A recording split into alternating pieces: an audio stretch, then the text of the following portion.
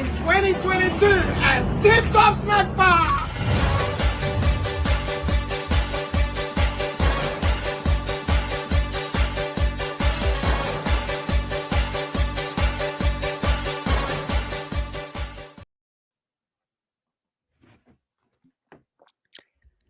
Hello everyone, and welcome to a new Swis and John show. I might have pressed the wrong button, but no harm done. I am here with my friend Jonathan. How are you, Jonathan? Thank you. I'm doing very good. How are you, Swis? We can't see you. Are you copying I my still have shtick? no camera. I still have my shitty headset, microphone. But you know, life goes on, I guess. Oh, absolutely, absolutely. So will that change next week or? I hope. We'll see. Okay. I guess you'll have to tune in next time to see how my situation evolves. But we are here to talk about watches, Jonathan. Do we have some topics to talk about? Oh yes, absolutely. We have a lot of topics, and I think we should start with IWC. What do you say? Yeah, sure. Let me bring it up. IWC. Tuk. There we go.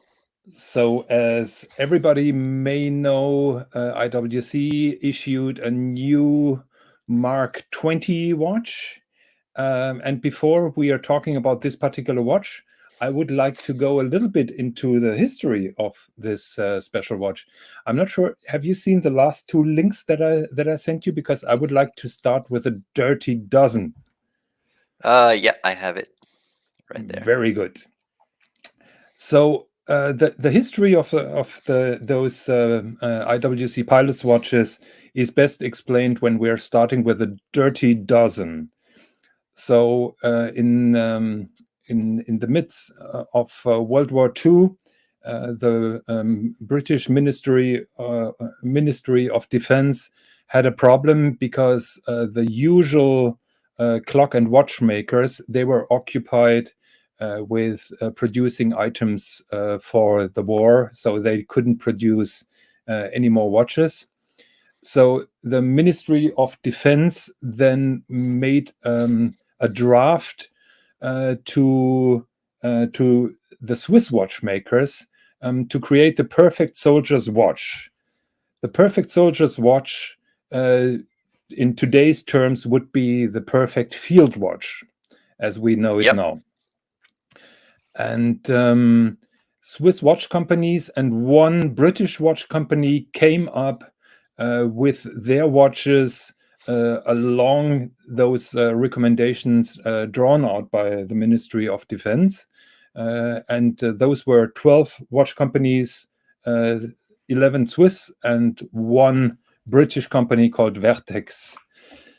They made altogether 150,000 watches, which were then distributed among regular soldiers, and they very much look alike. If you see that picture where they are all shown, so big Arabic numerals. All of them had a manual wound movement, a small second with a prominent track around the second hand. The hour and minute hand, very recognizable. All the watches carried that crow foot, that little arrow on the dial, which indicates that those watches are property of the British Ministry of Defense. And that crowfoot became recently known for the last James Bond Omega, where they blatantly put that crowfoot on the dial, something that I still don't understand, because I have no idea how Omega got the right to use that military sign for their recent watches. So those watches were distributed among soldiers, and IWC made 5,000 of them, so they've been really rare, and that is the so-called Mark 10. And the follow-up of the Mark 10 was because pilots required a special anti-magnetic watch. In those days, when you were flying in a cockpit of a plane, all the instruments had heavy magnets, and so normal watches have been heavily influenced by those magnets that have been in the plane instruments. So it was required by the MOD to issue, that is a Mark 10 on the picture. Yeah, that one.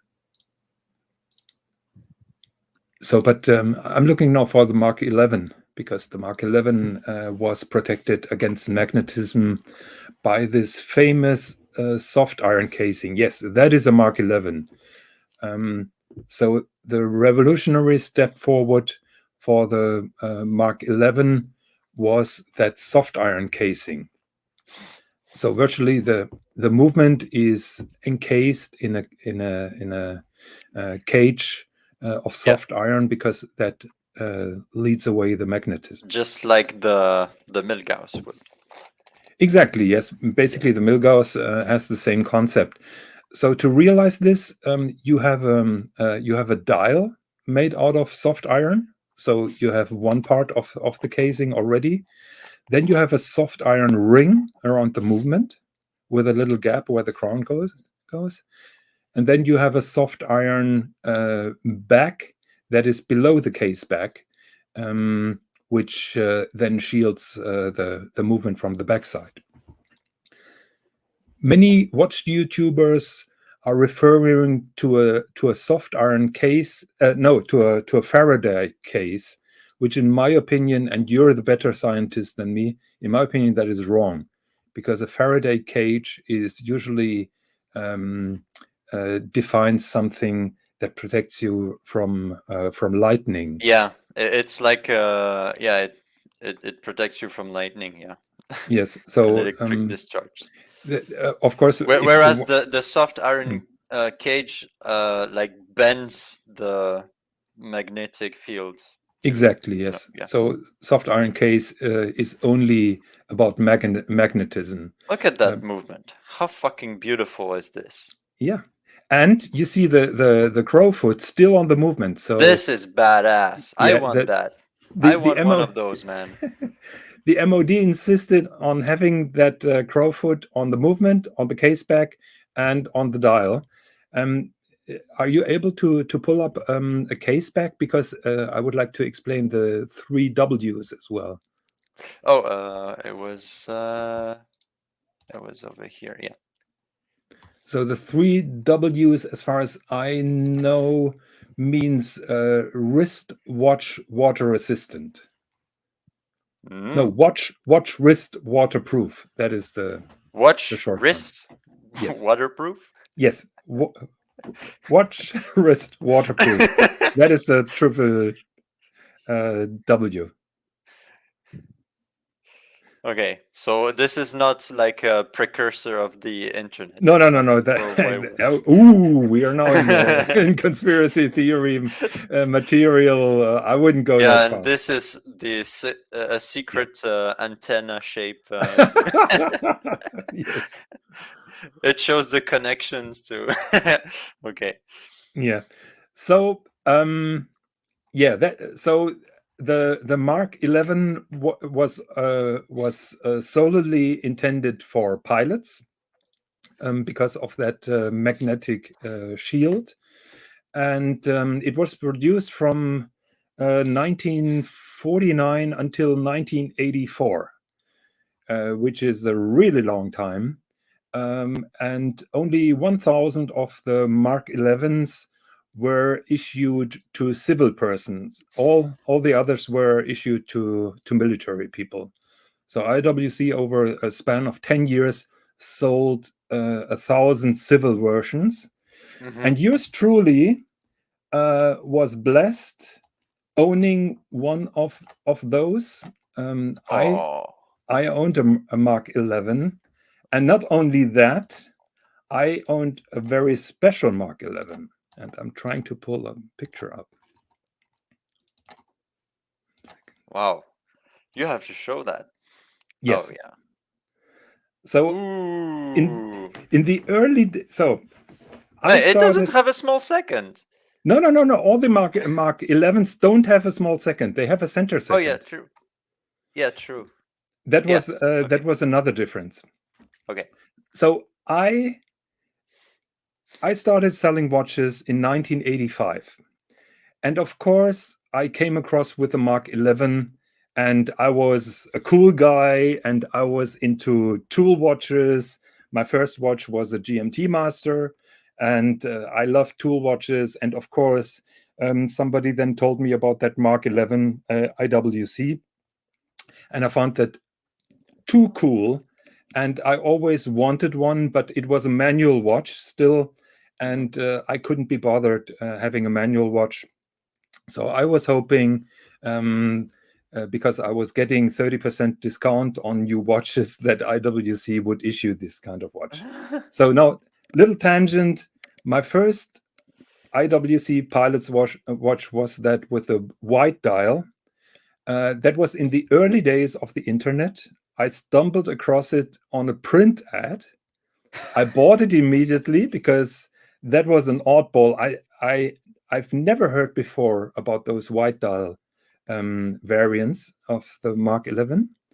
Owned it for a couple of years, and idiot that I am, I sold it when I moved on to other watches and needed the funds to get another watch. Let me think. You sold it for really cheap.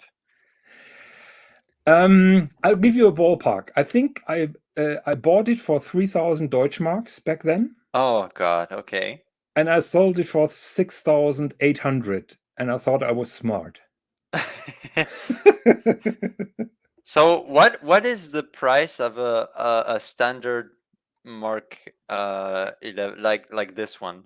It very much depends on the condition, I would say. I haven't checked used prices for a while. I can't really tell you at the moment. All I know is the white dial version is much more expensive, and I should have kept it for sure. Oh yeah. The mystery of the white dial IWC Mark 11. You had a unicorn. It's a legend. Yeah, so the seller who sold it to me, he told me that this one was issued for the South African military forces. There are other theories that those were made for higher ranked militaries. Whatever is true, I don't know. But that white dial, yeah, here you can see that additional Yeah. soft iron. So it has two. Yes. Two. So that is the soft iron cover, and then there is the case back with that little pimple that pushes the soft iron case on the ring. Yeah. You see that pimple in the middle? Yeah. That is a little bit flexible, so it squeezes it on.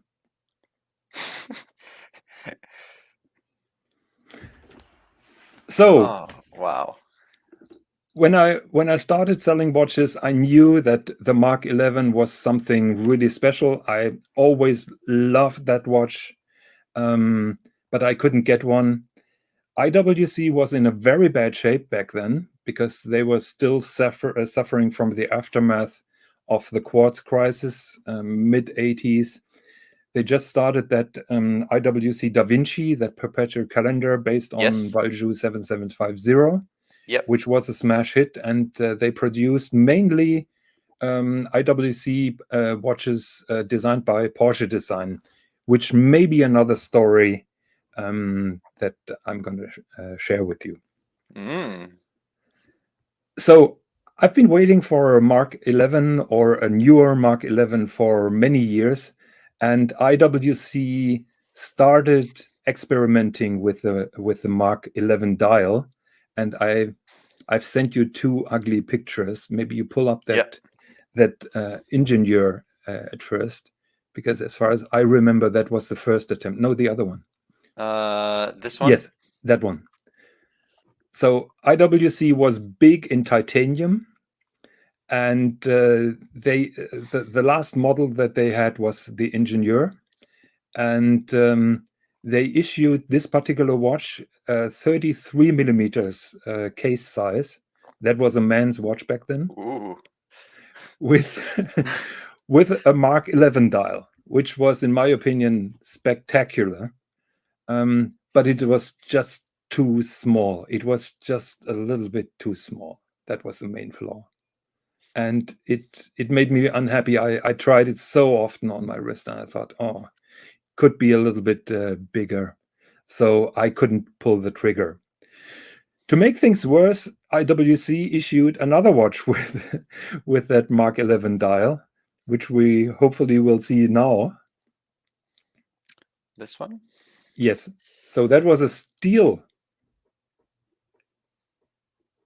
Ingenieur that had the new Mecha Quartz chronograph movement. Okay, interesting. So, do you know what a Mecha Quartz movement is? So it uses quartz movement, but it has a mechanical chronograph on top. Is that correct? Yes, as far as I remember, that it has been developed by Jägerle-Kulte, JLC, and that was the big hope for those two sister companies. IWC and JLC belonged together already, and those were considered to be the future because they were slim, and they had the mechanical action just like a normal chronograph. Yep. So start, stop, and instant reset instead of motors going around, just like the Japanese had. Yeah. I was a diehard mechanical guy, of course, because I was cool and hip. So that was not a watch for me. So that Mecha Quartz chronograph looked gorgeous. It had an additional alarm function, by the way. That red hand is for an alarm. It had an electronic alarm. And so that was also no. The watch was also, I think, 34 millimeters, so relatively tiny and small. So that was a no for me as well. Huh. That is interesting. I think this watch is pretty cool. Yeah, but not when it's a pretty cool watch. It is, but not in when you're quartz, though. When you're a diehard mechanical guy, you look down. It's like the Toyota Prius of watches, Mecha Quartz. Kind of, yes. But it was very cool back then, and we sold a lot of watches with that kind of movement, because the other alternative was only Valjoux 7750, and they just started pushing that. Basically, Breitling, I think in 1983, or was it later? So Breitling basically woke up this movement again, and IWC then followed a little bit. So then moving ahead many years forward, IWC presented in Basel, and Young Higgins was in Basel. IWC presented the Mark 12, and that catches you as a surprise. I'm pretty sure you didn't prepare a Mark 12. But well, you didn't tell me to prepare. Yeah. I didn't tell you the story. Let me bring up a Mark 12. Yes. There we go. Exactly, yes. So that was Mark 12, spectacular. I was electrified because that was the watch that I was waiting for years. Yeah, this is beautiful. It's like a modernized version of the Mark 11. Exactly, and it had an automatic movement. And you know which automatic movement they had? Not at all. The Which one is it? brand fucking new in-house JLC automatic movement. Oh, so top-notch movement manufacturer. Absolutely, yes. That was a sensation back then. The new in-house JLC automatic movement, and IWC was one of the first to have that in one of their watches. And you know what young Higgins did after he saw that watch? You bought it, then you sold it? No, I ordered it. I ordered Oh, it. you did. And You did. yeah, so Basel usually is in April, and they told me, okay, you're gonna get yours on Christmas. Ooh. I think I got it for wholesale, as far as I remember, because I was in good terms with IWC, and I was selling a lot of IWC. So I was very happy. So 1 hour later, we moved to Breguet. And you know what Breguet introduced in Basel? Let me guess, the Mark 20 or Yes, Mark 21. exactly. Yeah. Type 20. Maybe Yeah, you Type can fill 20, that up. which is, I think, absolutely beautiful watch. The what was it, like old style type? Yeah, the old style. That was the first one. No, But that was the first one. I've heard about the old one, and that Breguet was a sensation. So what did young Higgins do? cancel the order of the IWC and bought a Breguet. Exactly that. So I ordered the Breguet. I went Oh, back look to at that. IWC and canceled my order. Look at that. Oh, that is fucking amazing, man. I'm not sure. No, that is an old No. one, or the Yeah, replica of the old one. That's the old one. Yeah, Yeah. That is the new one. Yeah. And I really like this watch. I really like it.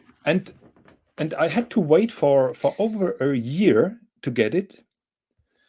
In the meantime, I visited Breguet in l'Abbaye. I told you about that story with Vacheron cheese and Yes. everything. Yes. What I saw there, I will never forget. So I thought, okay, now I can look over the shoulder of the watchmakers that are assembling my Type 20, and I can tell you the Type 20 was hot. So people were lining up. They were calling. That was crazy. People went totally crazy for that watch back then. What I saw was those watches arriving in a big box without leather strap from Nouvelle-Lemania. They came already assembled by Nouvelle-Lemania to Breguet, and the only thing that Breguet did back then is to put a leather strap on and put them in boxes. I kid you not. I kid you not. That is exactly what Breguet did. And they just signed the paper, and there Yes. you go. It's a Breguet. I'm not pulling your leg. That was exactly what I saw. And Really, I was like entirely assembled, ready to ship. Just yes, because Breguet at that time they only produced gold watches, gold and platinum. They didn't have a line for steel cases. Nothing. That is crazy. So Yes. so how did you feel when you saw that? That was a bummer. I can tell you. It's like learning that Santa Claus doesn't exist. Yeah, kind of. Yes. But I still waited for the watch. I received it in that beautiful wing-shaped metal box that never really closed. I had it for many years. The watch has been stolen during a burglary back then. So I had burglars here in the house when it was new. It has been stolen and I recovered it. Very long story. I'm not going to bore you with that. But then the watch was cursed for me, and I sold it. But I always regretted not getting that that Mark 12 That with the could JLC be movement. your Yes. hand right there. Yes, exactly. Yes. So then many years later, I bought a Mark 16. The Mark 12 was discontinued. By the way, the Mark 12 always had problems with that new JLC movement. We had a lot of complaints, never really worked well in the beginning. So they had to fix that. You remember what somebody told me right at the beginning? A good movement needs 35 years to age. And yeah. So yeah, many years later, I bought that Mark 16, which is a little bit with a modern type of dial, 39 millimeters, ETA base, but highly modified. Totally love that watch, and I still own it. Yeah, this is like 100% IWC watch. Yes. And look at the hands. The hands are matte black. So those are the so-called stealth hands. It is a matte black dial, matte black hands with a lume. The only bummer, and it annoys me why IWC does that, the lume is only 3, 6, 9, 12, and the hands. Ooh, so on not all the pilot the watches. numerals. No, numerals, nothing. Only the quarter indexes are loomed, not even the hour indexes. Oh, okay. Yeah. Wow. So by night, it's a little bit disappointing. So you said it was ETA based. This is why it has such a tiny date. Yes, it is. It is a 2892, which is modified. It has a new mainspring. They working on the escapement and also on the finishing, so it doesn't feel like an ETA. But the date is a little bit inside. I admit that. On the other hand, the index at 3 and 9 have the same length, so it's pretty symmetric. Good. Yeah, that is. It's a good point in my opinion. Yeah. So now let's move to the new Mark 20. Finally. Yeah, it took us half an hour. Yeah, there we go. So now I've been speaking continuously for half an hour. Let me drink something and give me your comments about that. Yeah, just let me see if I can put this image on top. Wow. First of all, this is a beautiful watch. Wait, I need the specs. The basic IWC Mark 20, 40 mil. That's pretty reasonable. I would have preferred maybe 39 or 38, but that is me. 10.8 millimeters thick case material in steel. It is also available in blue. Arabic numbers. It has lume, 100-meter water resistance. Comes with a leather strap. It's pretty good. Movement. The 32-111 caliber, 120 hours of power reserve. That is a lot. Like a lot. Like 4 days. No, more. Yeah, 4 days. 5 days. That's a lot. Okay. Yeah. Interesting.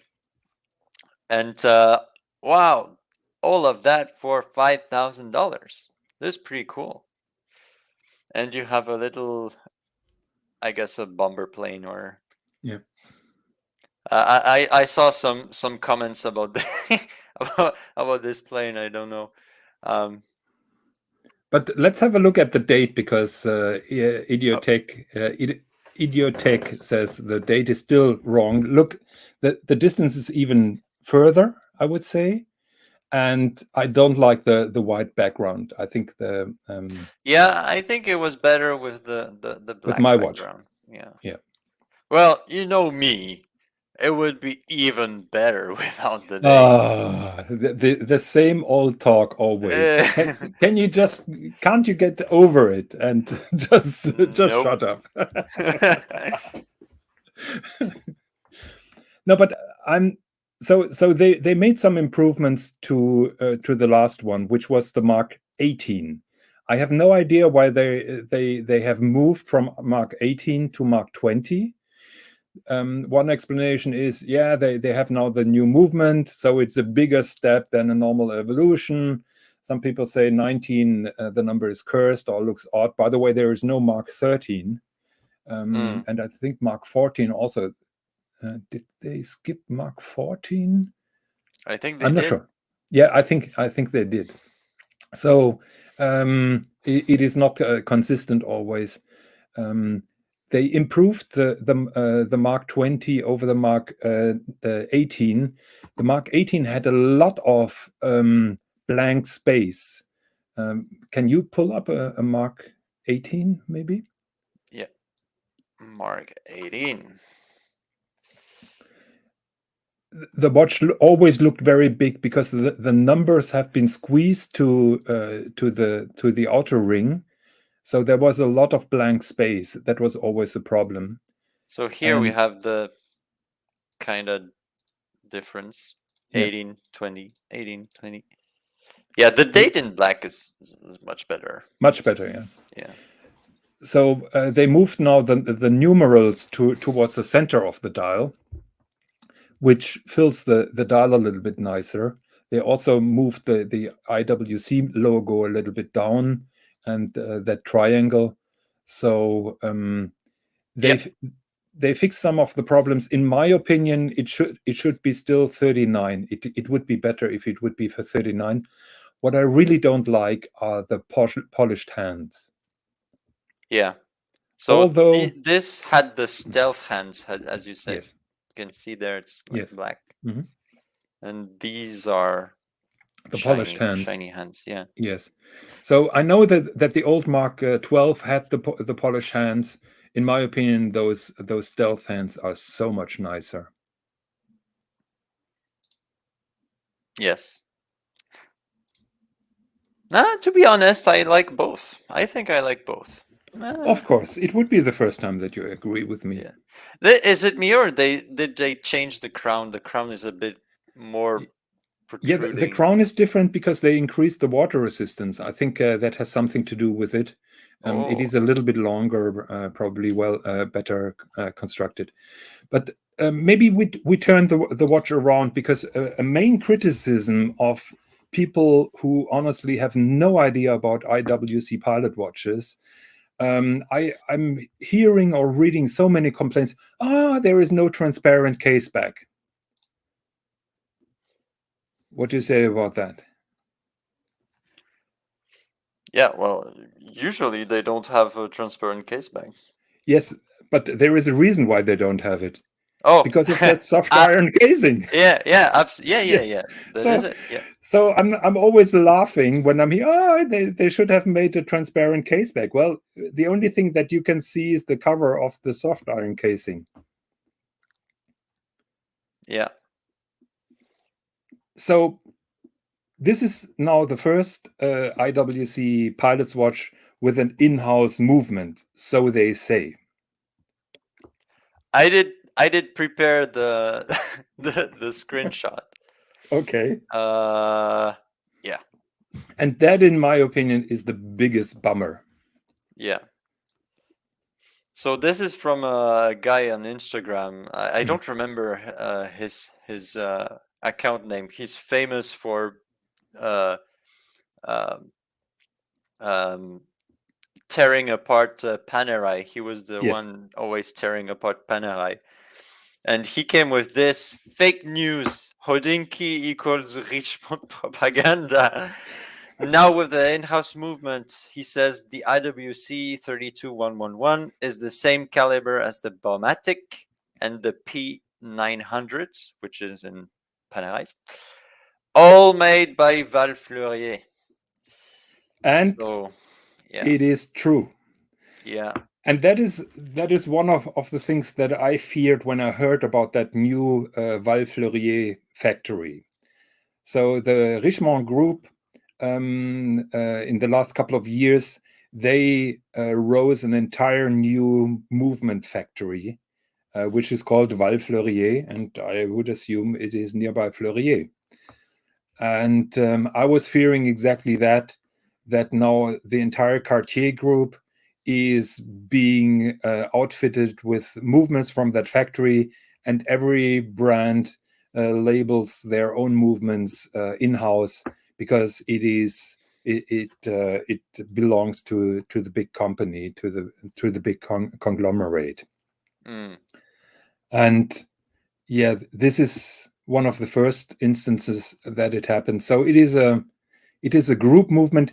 Val Fleurier basically is the ETA of the Richemont group. Yeah, it's pretty much that. Yeah, it is. Indian Tech says it's only in-house when you mine the damn material yourself. Yes, and if you kill the cow for the leather strap yourself. So in my opinion, that is a little bit of a bummer. The movement that can be seen in that Baume & Mercier for half of the price. Yes, I know they increased the power reserve a little bit, but it's still the same base movement. Oh, And actually, here there's a clever image showing yeah, the three of them. yeah, You have the Baume & Mercier, the IWC, and the Panerai, and you can see of the shape of the plates. It's all the same, right? yeah. Obviously, the Panerai is the shittiest one. Yeah. Looking at the finishing, Yes. even Baume & Mercier has some perlage. Yeah, they put some effort in. Yeah. So yes, and by the way, this Val Fleurier movement is based on that infamous Cartier movement, which has been their first in-house movement. I think 340 or no 430 or 410, and I keep on saying that has not been developed by Cartier. That has been developed by what is the other company in Fleurier? Vaucher. Yeah, Vaucher. It was developed by Vaucher. Cartier says we made it ourselves, and that Vaucher movement was offered to Cartier to Hermès, and Hermès said no, we don't like that movement. We're doing something else. So Cartier got it. No, I don't think it's 104. It's 410. Dangerable Robinson. Okay, now question to the guys in the panel. We are now 38 minutes into movements and stuff. Another movement story, or should we talk about some other watches? What do you think? Or Swis, what do you think?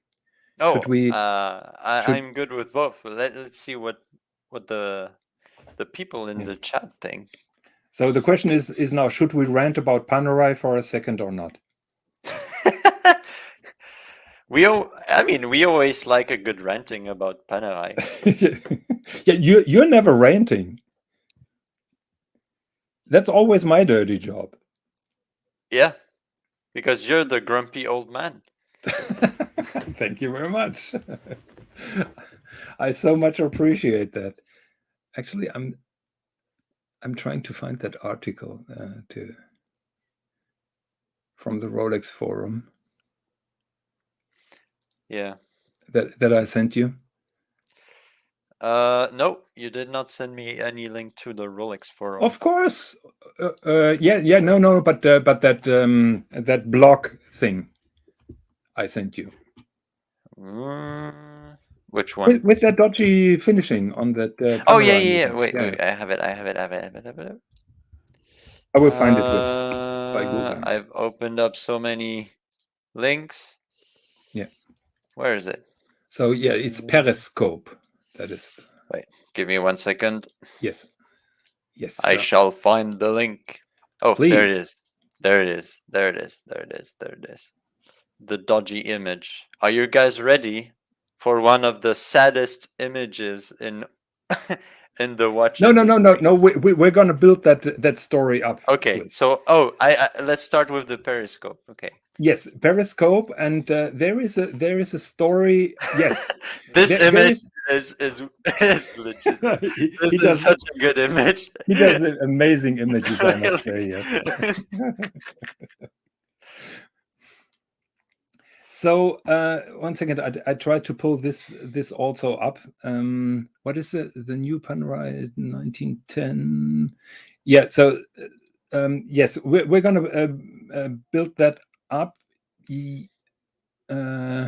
Yes, but we go from the bottom because they made a limited edition. So Panerai had a lot of scandals, and the first scandal for Panerai was that manual movement. That's a different story. No, I think we are we having no. We are not having the Pan of Worms. What is the name of the story? Oh, Yes. Go to sitemap and find the Can of Worms story. yeah. And then scroll to the bottom. Yeah, give me 1 second. I will find it.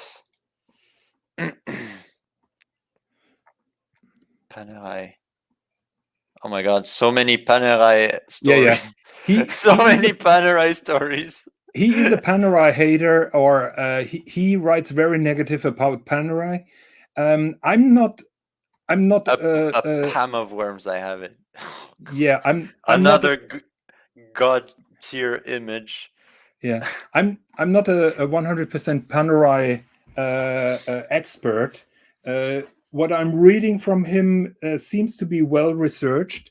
Take that with a grain of salt and do your own research is my advice. But what I was reading there was really shocking.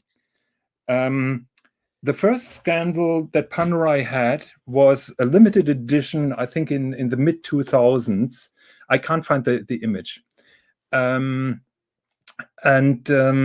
is not there, unfortunately, the image, Swis. So they sold a limited edition manual movement watch, limited edition for New York. Oh, yeah, it was the bridge of New York. Yeah, let me find it. And when people opened the case backs, they saw a raw ETA manual movement in a limited edition watch. Yeah. Look at that. Yes, exactly. That's it. Yeah, look. There we go. So it isn't even finished. There's no finishing. There's nothing. That is it doesn't even have an Inca block shock absorber. Yeah, there's nothing. And I think it has a brass balance wheel. So when people opened, it has stains and scratches. Yes. Oh god. So when people opened those watches, they saw a totally unfinished ETA manual movement, which is really hilarious. Yeah, and they paid Panerai money for that. Yes, so Panerai fixed it then, so people could send their watches in, and they got a better finished movement in return. That's what the movement looks like. But then Panerai decided to downgrade the finishing, and maybe now, Swis, you pull up that picture with that hilarious finishing of the base plate, because that is the same movement. Oh yeah, that I bring up that image now. Yeah. Okay, just give me 1 second. I have to find it once again. Oh, there we go. So that is the current state of that movement.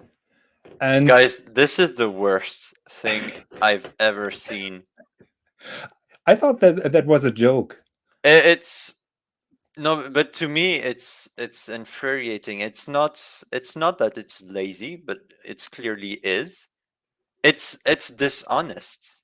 It is worse than lazy. Yeah, because it is 100% cheating. Dishonesty. Yeah, it's dishonesty. That is like lying to your customer base. Because if it was lazy, that blasting would be all over the plate, and then you could say, okay, Panerai are lazy Fs. But what they do is they add perlage on some parts of the bridges. Just between the cracks when you could see with your eyes. Exactly. So you think, oh, they actually made a nice perlage finishing on the base plate. Yeah. But no, it's a trick. So it is just like a person who doesn't shower and put on a new shirt for a date. Yeah, and some Axe spray. Yes, There you go. exactly. Yes. And I must say that is, I don't know why Panerai doesn't learn from those mistakes. Apparently, there is a lot of pressure in terms of cost on Panerai, but nobody really who has some honor would accept this to happen, but Panerai.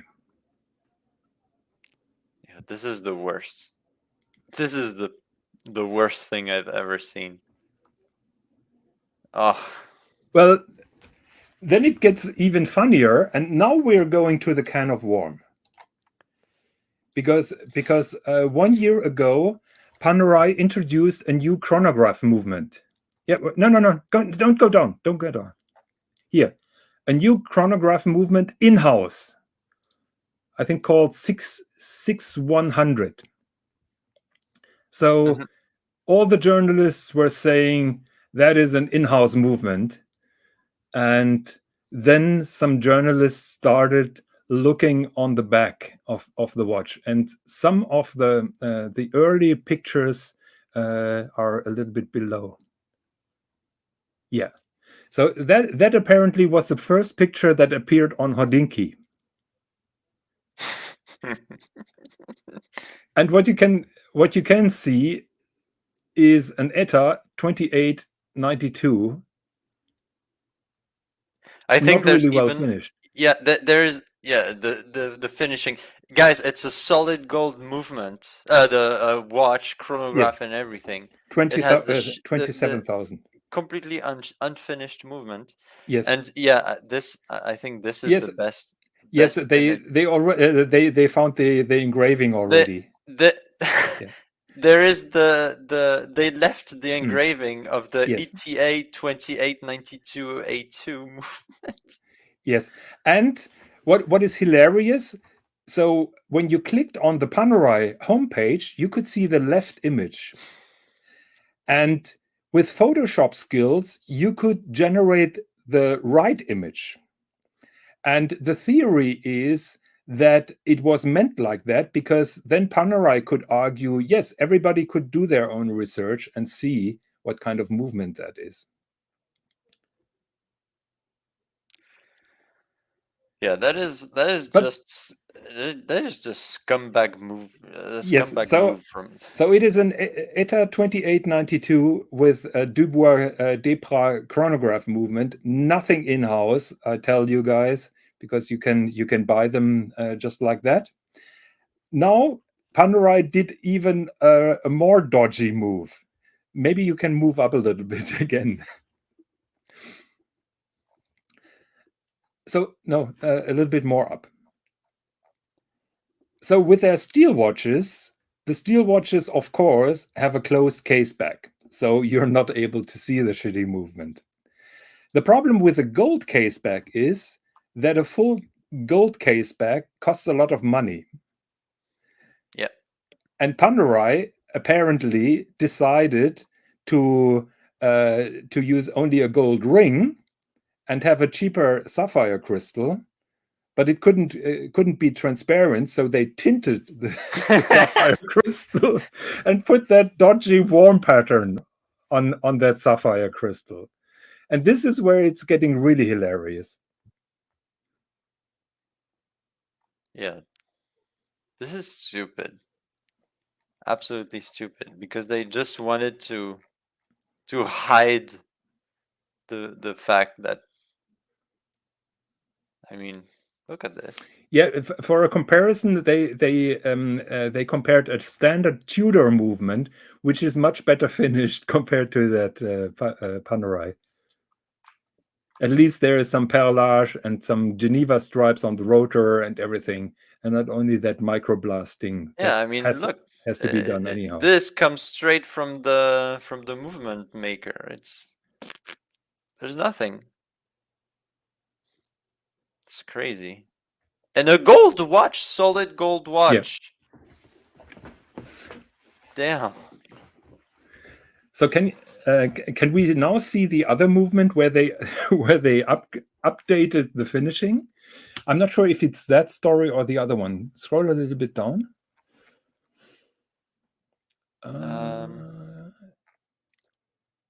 So that is the Cartier movement developed by Vaucher.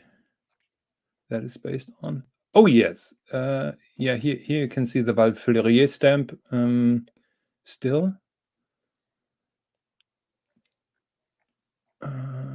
Oh no, it is someone privated the video. Yeah, he made some evidence that those people shown in the video are not Panerai, are not wearing Panerai coats and so on. I think we have to move to the other story.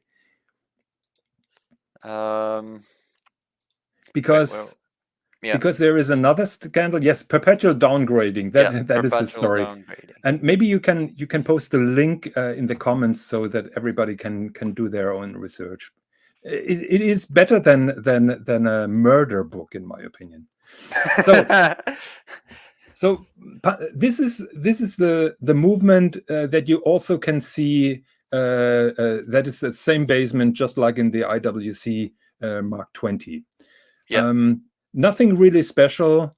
The finishing is just done with a brush, so nothing really spectacular. And the movement featured a second stop, and then suddenly people started complaining that when they pulled the crown out, the movement didn't hack. Here you can see a comparison with Rolex movement, the Panerai movement. So Rolex puts some effort in Panerai, not so much. Yeah. Absolutely. I mean, there is no contest. Yeah, and we are not putting Rolex in the high horology section. Rolex is not known for incredible movement finishing. Yes. Mm-hmm. Okay, so scroll a little bit down, because then people started. Yeah, here you can see the second stop, by the way. Just a little bit up. Here you can see that little lever that goes to the balance spring. So on the webpage, they had this movement shot with that little lever that clearly showed a second stop. Mm-hmm. So people bought watches, and the movement didn't hack when they set the time. Then they started calling Panerai, and Panerai said, yeah, we apologize. We didn't update the manual. We updated the movement, and it doesn't hack anymore. And we also updated the movement finishing. And let's see now how the movement finishing looks like.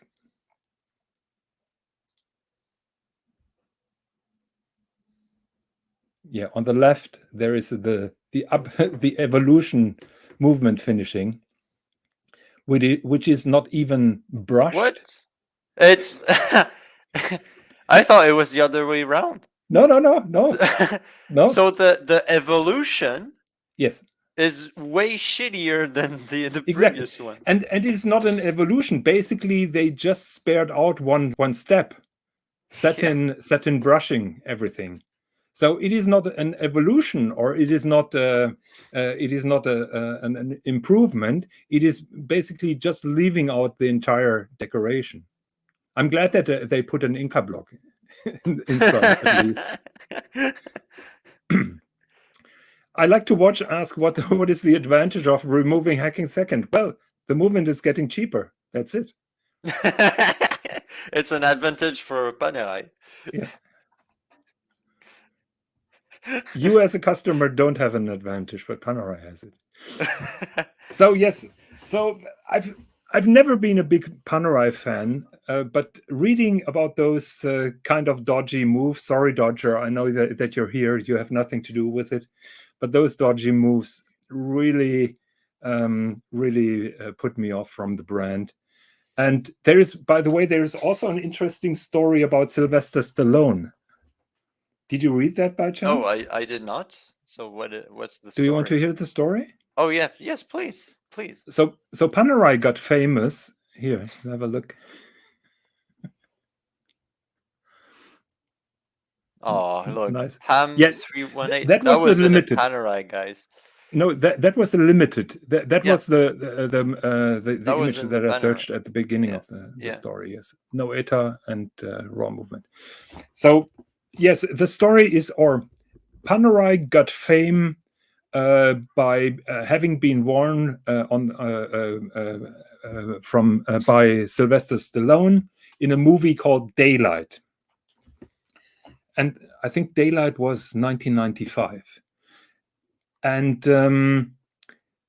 you could see some wrist shots. Sylvester Stallone wearing this particular watch. Let me bring it up. And the story was that Sylvester Stallone was shooting that or when they were shooting that movie in Rome, he discovered this particular watch in a little shop being stacked away, and he was interested, and he bought this watch, and he wore the watch and made it famous. There's just one problem. In 1995, there is not a Panerai boutique in Rome. Oh, I think I know what that means. What does it mean? So was it a fake? No, it was not a fake. Oh, it was not a fake. Okay. And this Paris guy also puts the story out with video evidence and everything. I didn't find anything that speaks against his wild stories. And I tell you, reading about Panerai is better than any book that you can read. So basically, so the only way to buy a Panerai in Italy was to be in Florence, because the mothership Panerai is in Florence, and they have a boutique there. So the story is easier. There is a film agent who is a friend of John Rupert, the boss of Richemont, and that film agent is starving for money. He has some connections with Sylvester Stallone, and he saw Panerai, and he approached Panerai and said, "Look, we would like to feature this watch on Sylvester Stallone's wrist in the next movie. Can you help us?" And they did. In total, I think they supplied over 150 watches, because then Sylvester Stallone made his own watch brand, and they were delivering him watches, and they were hoping that they could make some advertisement saying this is the watch that Sylvester Stallone wears in the movie. Problem is, after they supplied the watches to Sylvester Stallone, or that agent, they never heard back from him anymore. So they couldn't even use the fact that it was shown in the movie for any advertisement, and that put Panerai on their knees. And then they've been bought by Richemont for, I think, $1 million. And then I think they made a special edition of like 70 watches, sold them, and the price for the entire company was paid then. That is an interesting story. Yeah.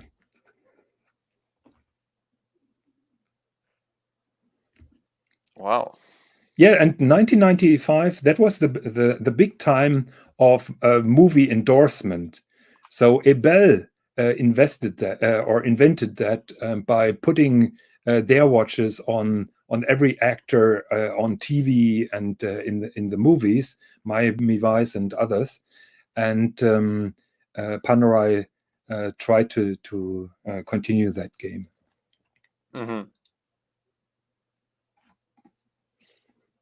Okay, I'm not sure if I was boring the audience now to death. I've been speaking non-stop now for an hour. Should we continue? Swis? I'm fine, but we just reached 1 hour. Yeah. So I guess if you have more interesting story, we can keep them for next time. Mm-hmm. What do you guys think? Unless someone wants to join the panel. I think we opened the panel. Maybe somebody, someone from the audience wants to join us. Oh, Laura Connor is here. If anyone wants to join the show, don't hesitate. Yeah, and Speedy Hernandez again. Please use that link after the show. I would like to speak with you after the show. You don't have to appear. You don't have to turn on the camera. I just would like to speak with you. Yeah, as he said, Stallone is now a big RM guy. Richard Mille. Yeah, probably he had this some more money to crazy make. watch. Yeah. I think he and Schwarzenegger always competed who has the more crazy watch on the wrist. Yes.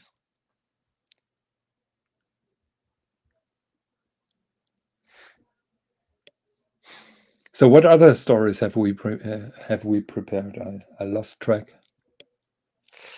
Let me see. Oh, as a throwout, why don't we show the Christie's auction, the James Bond auction? Yeah, I have it somewhere. Just to close the door. I opened so many links. Yeah. Christie's. There we go. There you go. So in September, there is a big auction, James Bond auction, 60 years of James Bond, live auction, Christie's London. One of the items that they're offering is a No Time to Die Omega watch worn by Daniel Craig.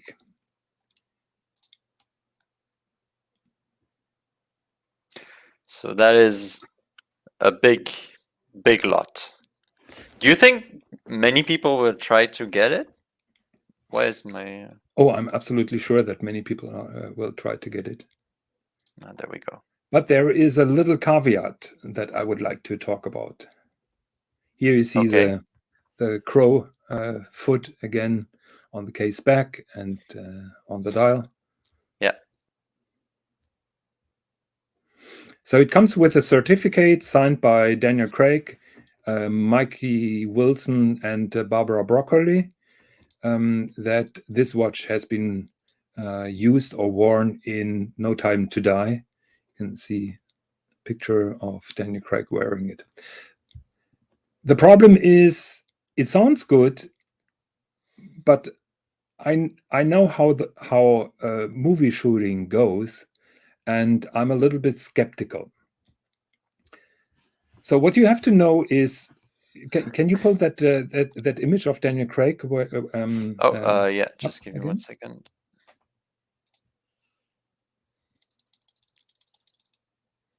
Yeah. So one day there may be someone selling the suit worn by Daniel Craig in Die Another Day, and the suit looks like that, with a certificate and with everything. Sounds good, doesn't it? Mm-hmm. Where's the problem?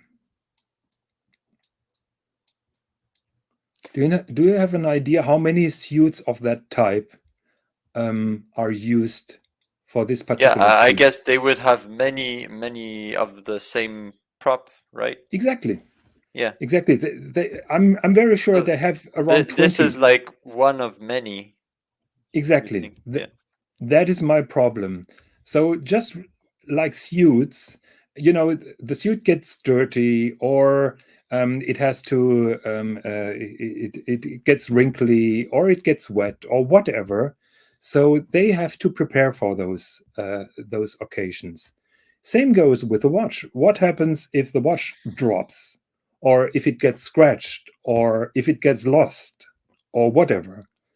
So I'm very sure for the production of the movie, Omega supplied the production company at least with 20 watches.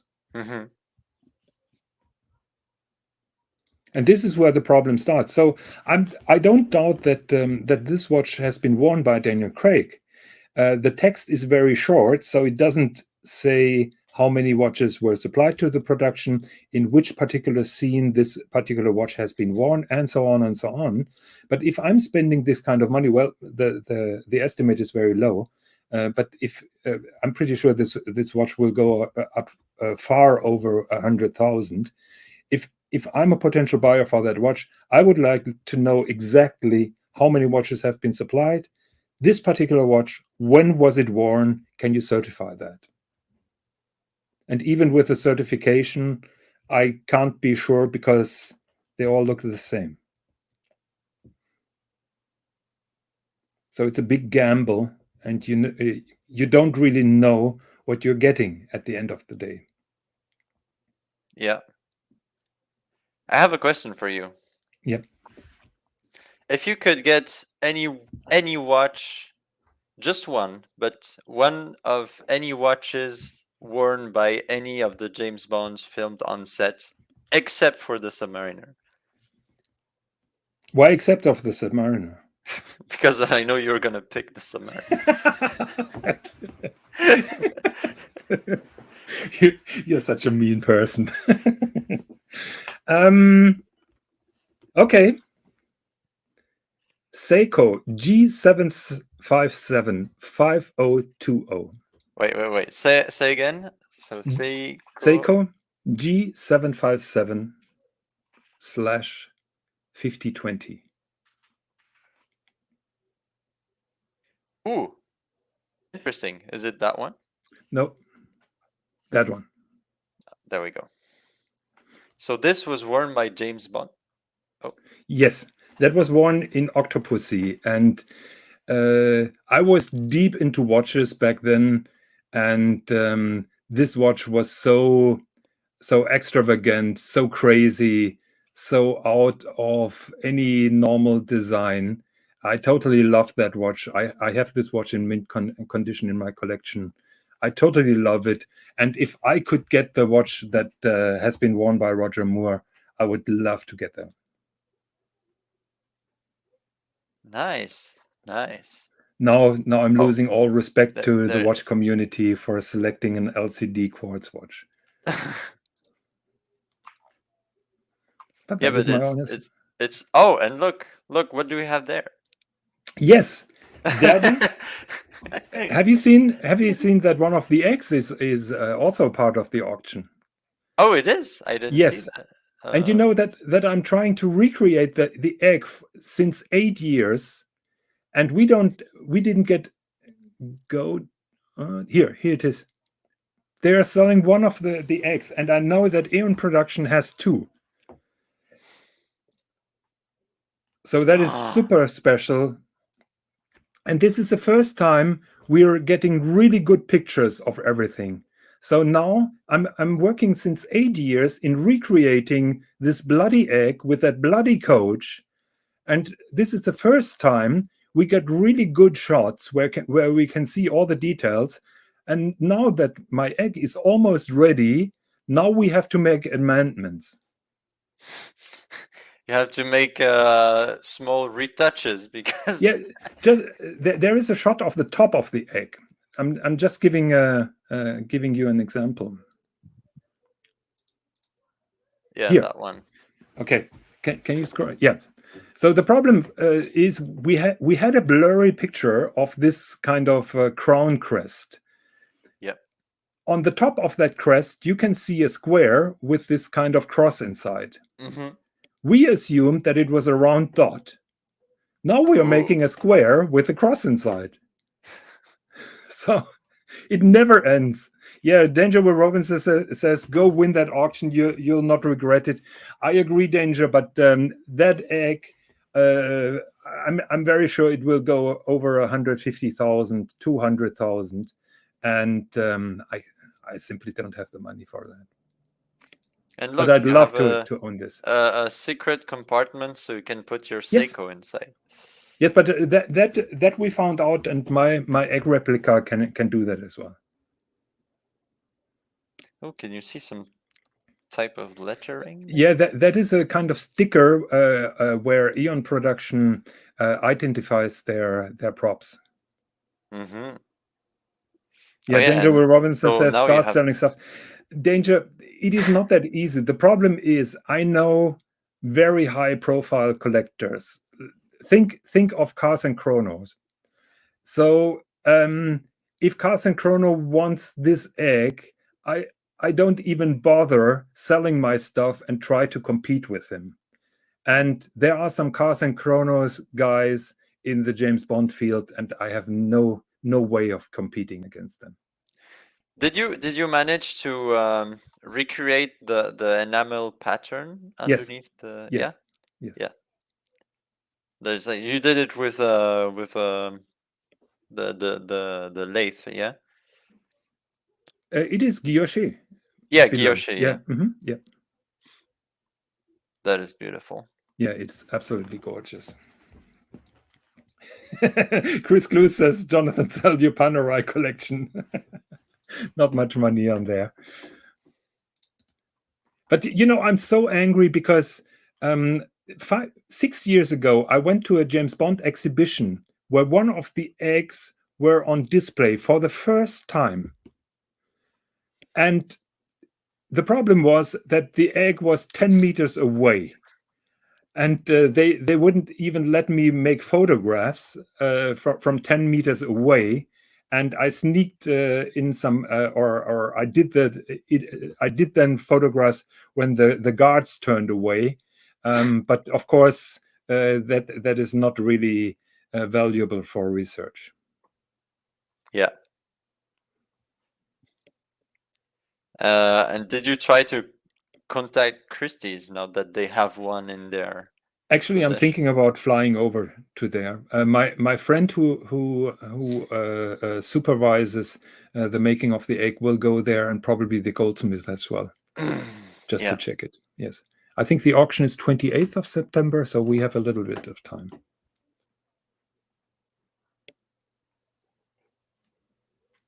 Interesting. Danger Will Robinson says, everyone, that's the time Jonathan got tackled and removed by security. Danger Will Robinson, not for the first time.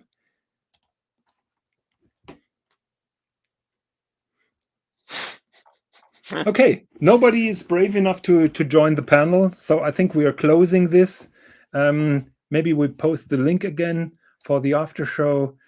Please feel free to join us in a little chat in the after show. Probably Swis will go to bed because he's terribly tired. Was climbing for hours. Did you hurt yourself again, or no? Are you okay? I'm good. I'm just tired. Okay, sounds good. Okay, so thank you very much for listening to our boring stories. I hope that it was mildly entertaining. Thank you very much, Swis, for pulling up the pictures. Sorry for having confused you. No, it's fine. It's fine. It's fine. I hope everyone in the chat, you enjoyed our show, and don't forget to tune in next week for more crazy stories. And please upvote. And best regards to Mr. GMT. Absolutely. Have a good day, everyone. Bye. Come and get it! Come and get it! Come and get it! Come and get it! Come and get it! You won't regret it in 2022 at Tip Top Snack